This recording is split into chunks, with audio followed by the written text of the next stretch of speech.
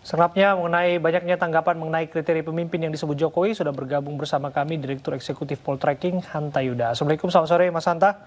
Waalaikumsalam, selamat sore Abraham Ya, dan Tani. ya Mas Hanta, nampaknya belum ganti nih rambutnya ya. Artinya bukan orang yang disinggung oleh Pak Jokowi. Rambutnya masih hitam begitu. Tapi Ya, apakah tren yang dimaksud itu sudah mengarah betul kepada sosok Pak Ganjar Pranowo yang dibicarakan? ya, jadi Pak Jokowi mengirim kode politik ini bukan yang pertama ya. Dan kalau kita kaitkan langsung jawaban saya kepada yang sedang rame, tentu Ganjar Pranowo yang rambutnya hampir semua saya kira putih, itu memang sudah beberapa kali. Dan kita ingat ketika saat Rakernas Projo di Magelang, itu kodenya kepada Ganjar yang hadir pada saat itu, dan terakhir kemarin yang rame di GBK, kode juga diarahkan semua orang berpikir pasti ke Ganjar.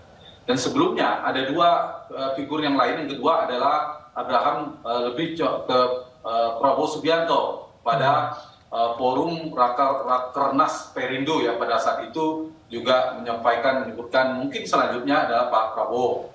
Yang belum memang dari tiga capres yang kuat itu, Anies, Ganjar, dan Prabowo, tampaknya memang Anies yang tidak ada kode politik yang keras yang dikirimkan oleh Pak Jokowi. Dua hal untuk bacanya.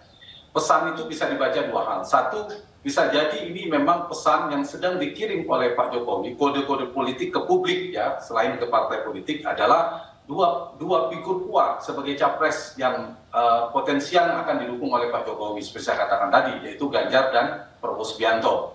Jadi dengan kata lain, pesan yang kedua, sebenarnya saya tidak mendukung Anies Baswedan atau tidak mengirimkan restu kepada Anies. Setidaknya sampai hari ini Jokowi tidak mengarah pada mendukung pada Anies Baswedan. Jadi pesan itu bisa ditangkap pada kedua-duanya. Meskipun politik dinamis ya, Abraham, suatu saat bisa jadi dinamika politik, misalnya ke Anies juga dan seterusnya. Jadi nama yang cukup kuat memang yang santer di dalam radar politiknya Pak Jokowi, Presiden Jokowi, memang ya nama dua ini sudah menjadi rahasia umum, yaitu Ganjar Pranowo, kemudian adalah Prabowo Subianto. Kalau ditambah untuk level cawapres, kita tahu yang utama adalah Erick Thohir, kemudian juga ada nama Erlangga Hartarto. Jadi nama-nama inilah sebenarnya yang memang yang dikirim pesan kepada publik oleh Pak Jokowi.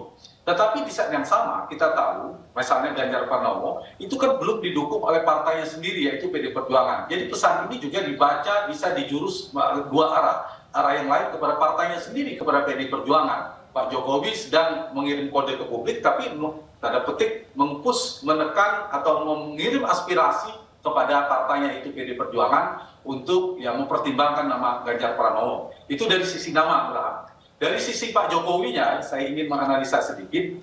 Pak Jokowi penting melakukan ini kenapa? Karena ya Jokowi tidak mau ditinggal oleh dinamika politik yang makin hari semakin keras, kan kita tahu dalam dinamika pencalonan. Anies didukung oleh Nasdem, kemudian PD Perjuangan juga belum menentukan, ada KIB dan KIR, dan kita tahu tiket dalam fase kandidasi atau pencapresan seorang capres dan cawapres itu adalah di partai politik yang megang boarding pass. Nah karena itu, karena dinamika makin kencang, bagi Jokowi penting.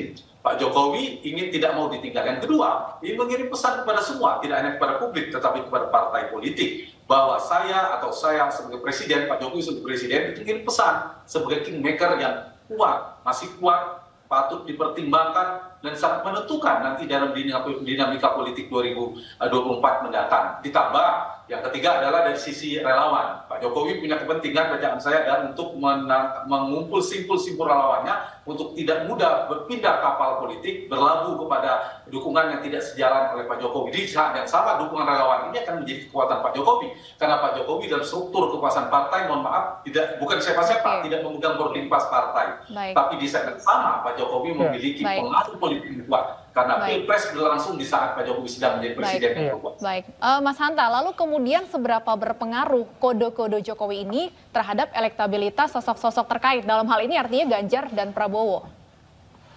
Iya, memang pengaruh Pak Jokowi bisa dibaca dalam dua hal, secara langsung dan secara tidak langsung. Secara langsung tentu kita bicara dalam sisi kuantitatif, kuantifikasi dalam angka-angka survei. Pengaruhnya berapa, signifikansinya. Nah tetapi sepanjang approval rating Pak Jokowi atau tingkat kepuasan kepada kinerja Jokowi relatif bagus, berkisar di angka 70% atau lebih, maka pengaruh politik Jokowi kepada si capres yang di-endorse dalam dinamika politik nanti itu punya pengaruh sedikit atau banyak ya. Karena tetap kalau misalnya Pak Jokowi popularitasnya atau tingkat kepuasan publik kepada kinerjanya turun, nah itu mungkin pengaruhnya semakin melemah juga.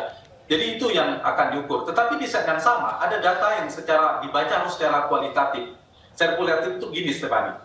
Pak Jokowi kan seorang presiden sedang berkuasa. Dia memegang infrastruktur kekuasaan, pengaruh kekuasaan. Dan ketika berlangsung Pilpres pada Februari 2024 mendatang, Pak Jokowi sedang menjadi presiden yang berkuasa. Jadi pengaruh-pengaruh politik itu bisa dibaca secara tidak langsung juga.